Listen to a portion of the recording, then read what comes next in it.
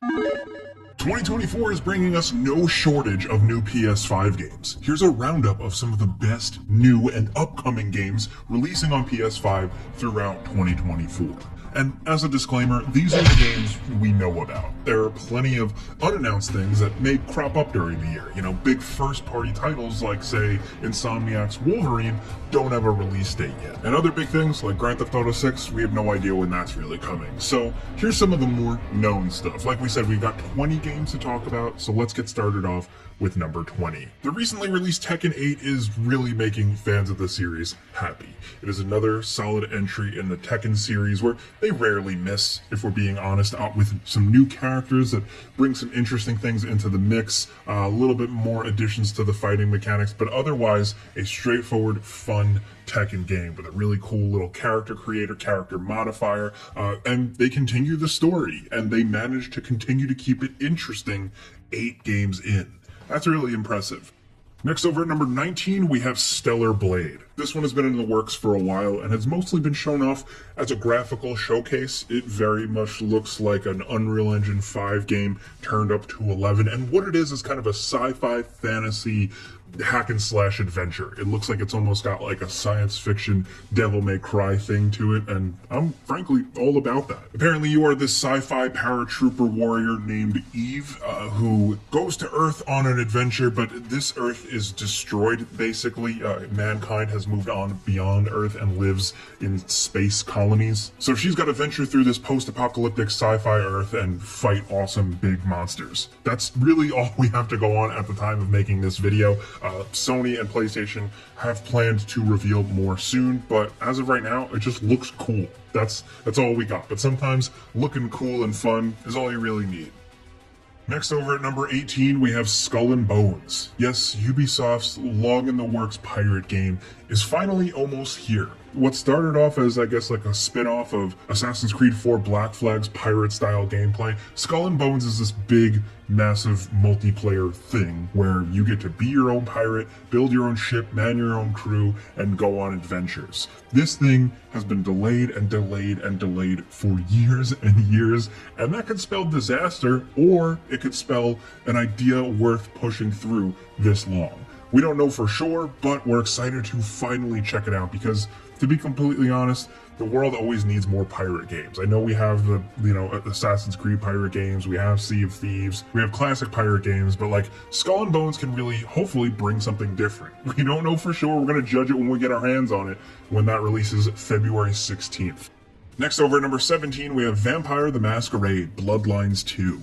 This is another one that has been in development for a long time, with some development change-ups and significant delays, but the developers are talking about the game more. They release developer diaries fairly consistently, and we're hoping we finally see it this year. This is the sequel to the famous PC RPG. There was really nothing like it at the time, and we're really hoping they knock it out of the park with this one because there's a lot you could do. Again, we don't know an exact release date, but we're thinking 2024, hopefully, because like I said with pirate games, it's the same thing with vampire games. We need more vampire games. It's a good genre, and we love to see it. Next, over at number 16, we have a game called Light No Fire.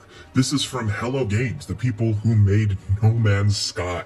So this game, they promised a lot up front. They said this is the first truly open world game, meaning it is a massive whole world or planet for you to explore, seemingly in full multiplayer. It looks like it has different regions, different weird alien cultures, and just a lot of massive feeling exploration. All we have is one simple and honestly pretty gorgeous trailer to go on, and I know people are instantly skeptical because of Hello Games and the promises they made with No Man's Sky when that launched, and it didn't meet expectations. So they're at it again. I think they've learned a lot, and I'm curious to see what comes of this one, because if it actually is what they're saying, and if it's fun, this could be really cool. Now, as of right now, it doesn't have a release date.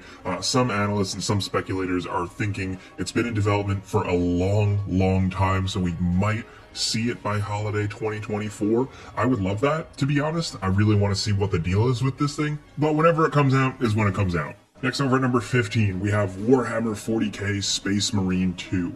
This is the follow-up to the absolutely awesome hack and slash adventure Space Marine. I think this new game has the potential to garner new Warhammer 40k fans, specifically because, as a normie myself, I think this looks very cool. I played the original Space Marine, absolutely loved it, and, you know, I was able to at least pick up a little bit of Warhammer stuff. Will Space Marine 2 really make me go down the rabbit hole finally? I don't know for sure, but this just looks like a ton of fun.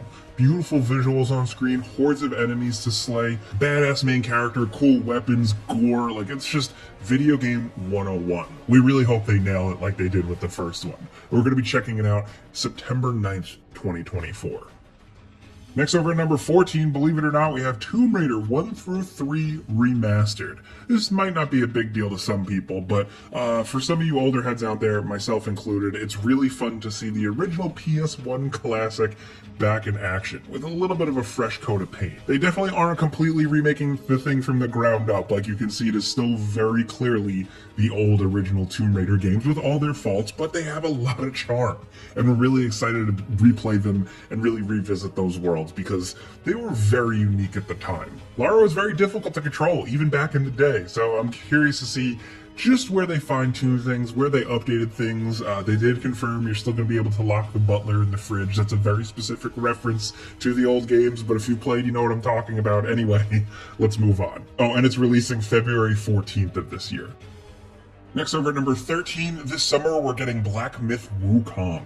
This is the kind of action hack and slash Souls-like game centered around Chinese mythology and a classical novel. So you got a lot of fantasy elements, a really cool main character, and just some incredible over-the-top combat and boss battles. I mean, this game has absolutely wowed us from the start when we got our first glimpse of it. It's from a Chinese developer that we haven't really seen any of their other games before, but this one looks absolutely massive and ambitious. And we're curious to see if they can nail it because, like we said, those trailers right from the beginning really got us hooked. And now seeing the game fully fleshed out, it does look really enticing. It's releasing August 19th, 2024. Next, over at number 12, we have Persona 3 Reload. Dropping in February, this is a re-release total update of the original beloved Persona 3 classic with a bunch of new elements and some change-ups, but also just a good reason to revisit the classic. Now, Persona 3 is going to be available on all the major platforms, which is great, and of course, specifically here, PS5. Characters that people absolutely fell in love with and some incredible music. That's what's coming to you, and we hope it holds up in 2024. Next, over at number 11, we have Banishers, Ghosts of New Eden. This is a third-person action-adventure game from Don't-Not, the people behind so many things like Vampire, Life is Strange. They make a big variety of games, and this one is definitely more in the vein of Vampire or Vampire, if you will, where you play as like a kind of ghost-hunting couple, fighting ghouls and creatures, and kind of warping between realms because one of the people in the relationship is actually a ghost. There's some cool ideas here. I'm really curious to see how this goes down and what kind of story they tell, because I usually like these types of games Don't-Not puts out, and we'll know for sure when it releases February 13th, 2024. Next, over at number 10, we have Lost Soul Aside. This one has been in the works for quite some time and teased as a smaller project many years ago, and has blown up into this full-scale project and looks very much inspired by like the cool, slick action and characters from like Final Fantasy VII, but also some of the combat and stuff from Devil May Cry. Also, like Stellar Blade we talked about earlier, a lot of the attention here is specifically centered around the graphics. The visuals here are clearly pretty stunning. We're really curious to see what comes of this one, and as of right now, it's slated for 2024. Next, over at number 9, we have Test Drive Unlimited Solar Crown. They're going big with this one. You're going to be able to drive around all of Hong Kong Island with whatever gorgeous high-end cars you want and have a lot of freedom. Frankly, Test Drive players have been begging for a new game for a while now. It's a series that's been dormant, and it's really cool to be talking about it and the fact that it's coming back. Visuals look absolutely incredible. I expect the handling and the driving to feel good, but we'll judge that when we play it. As of right now, it is slated for coming soon, and we're hoping this is the year we see it. Next, over at number 8, we have Metal Gear Solid 3, the remake, or Metal Gear Solid 3 Delta, whatever you want to call it. Konami is bringing back Metal Gear Solid with this visual remake. It looks like the gameplay is going to be pretty similar, but visually, this thing looks pretty damn incredible. I hope that it doesn't lose the flair, the vibe, the feeling of the original game, because I'm a diehard Metal Gear fan, and I just worry about them screwing this up. Metal Gear fans, we definitely have a complicated history with Konami and the franchise now for sure, but this thing might release this year. News reports and some stuff from Konami have suggested that we might see this and another game they're working on that we'll talk about in a bit this year. But who knows? Next, over at number 7, we have Prince of Persia: The Lost Crown. This game is Prince of Persia going back to its roots. The original from back in the day was a 2D action platformer, and that's what they're doing here. Now it's a full-blown Metroidvania, and it's absolutely awesome. We were skeptical of not playing as the prince. This game definitely goes in its own new direction with fantasy and lore, and centered around Persian mythology, but even though you're not the titular Prince of Persia, this game is a ton of fun, and probably one of the better Metroidvanias in a minute. The combat is really, really fun and addictive, the discovery and exploration is good, the boss battles are cool, the style is really interesting. Prince of Persia: The Lost Crown definitely has a little bit of everything. We didn't expect Ubisoft to put out something this good, to be honest, because sometimes we're a little skeptical of them, but as of right now, you can play it on PS5. Next, over at number 6, we have the Silent Hill 2 remake. This is another one coupled with the Metal Gear Solid 3 remake, where a news report suggested we might see it in 2024. This is from Bloober Team, the people behind games like The Medium that have been tasked with remaking the classic. We don't really know how this one is going to turn out. We haven't, frankly, seen too much of it yet. Apparently, the combat's getting an overhaul, and obviously the visuals, but we're just really curious to see if a completely different studio really can handle the nuances, the subtleties, the things that really make the original Silent Hill 2 so incredible and iconic from the Japanese developers over at Konami. Also, we just need something good from the Silent Hill franchise. It's been a while. So let's see what happens. Fingers crossed. Next, over at number 5, we have Like a Dragon: Infinite Wealth. This is the next Like a Dragon game, once again continuing Ichiban's saga. Kiryu is in it, but he is pretty much on his way out. He's gotten his story sort of wrapped up in other games and a spin-off game, so now they're going in a different direction. But essentially here you have the two guys in Hawaii going on adventures, and it is a ton of fun. The RPG turn-based combat is better than ever. The diversions and distractions and weird things in the open world are even more fun than they've been in the past. There's a lot to love about Like a Dragon: Infinite Wealth. I mean, the Yakuza series started on like PlayStation 2, right? It's cool to see it still continuing to this day. It's been a long time. The franchise has changed for sure, but it's found a really fun identity. Next, over at number 4, we have Dragon's Dogma 2. This is the RPG sequel that people have been begging for years. Capcom really cracked the code with the original fantasy RPG. Just having that specific Capcom spin on, kind of a played out genre really worked for people. And Dragon's Dogma 2 looks like they're just doing more of the same, giving fans more of what they want. A really fun action RPG with a strong narrative and good player choice and a bigger world this time around, cool battles. It just seems like they're really on to something here. It's probably our most anticipated RPG of the year by far. It's releasing March 21st, 2024. Next, over at number 3, we have Star Wars Outlaws. Star Wars is going open world, and it's made by the people at Massive, the folks behind The Division and The Division 2. So while this isn't like a games as a service game, I'd say that Massive definitely knows how to build compelling open worlds, and I'm glad to see that they're doing it with a Star Wars game. And it feels like for once you're not a Jedi, you're more of a Han Solo type character, so they can really do some cool different things here. From reports and what we've seen with Ubisoft, it seems like we're going to be playing it by the end of this year, and we're looking forward to seeing what the deal is, because Star Wars games have been on a roll recently. Now down at number 2, we have Rise of the Ronin. This is the next game from Team Ninja, the people most recently behind Nioh and Nioh 2, and it seems like they're once again kind of doing a Souls-like style game, but more of an open world adventure with an emphasis on story.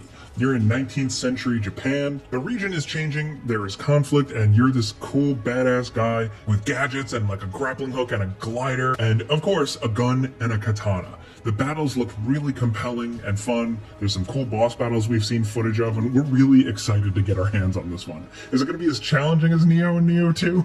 We don't know for sure, but we're hoping that they can also tell a really good story here. Basically, if you've been waiting for something to scratch that Ghost of Tsushima itch, Rise of the Ronin might do it, and it's releasing March 22nd, 2024. And finally, down at number 1, of course, it's Final Fantasy VII Rebirth. This one has been in the works for a while. People have been waiting to see what happens next in the Final Fantasy VII Remake world. I mean, we kind of know what's going to happen next, but they've changed some things up. They've shaken some things up quite a bit. So there could be some surprises. In this next entry of Final Fantasy VII, this is where things really get interesting. The areas open up, the characters get in crazier scenarios, and even more happens in the story. So we're really excited to see it go down. There's more emphasis on party mechanics this time around, it seems, and we're just ready to go because Final Fantasy VII Remake was awesome, and we're excited to see how this one goes. It's releasing February 29th, 2024.